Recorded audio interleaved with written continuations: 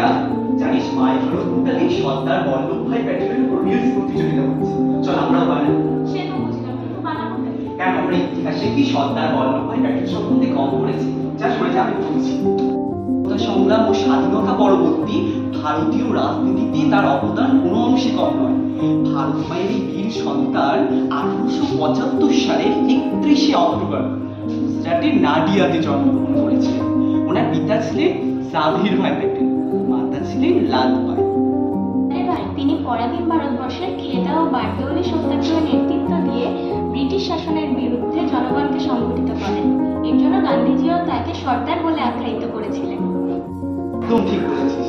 স্বাধীন ভারতের প্রথম স্বরাষ্ট্রমন্ত্রী হিসাবে তিনি প্রশাসনিক ঐক্য ও আইন শৃঙ্খলা প্রতিষ্ঠায় গুরুত্বপূর্ণ ভূমিকা নিয়েছিলেন। তিনি ছিলেন ভারতের ঐক্যেরও স্থপতি। 562টিরও বেশি দেশীয় রাজ্যকে একত্র করে এক ঐক্যবদ্ধ ভারত গঠন করেছিলেন।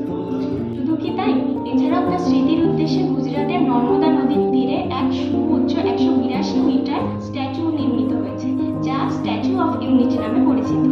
এবার তুই থাম, এটা আমি জানি, এটা আমি বলছি শোন।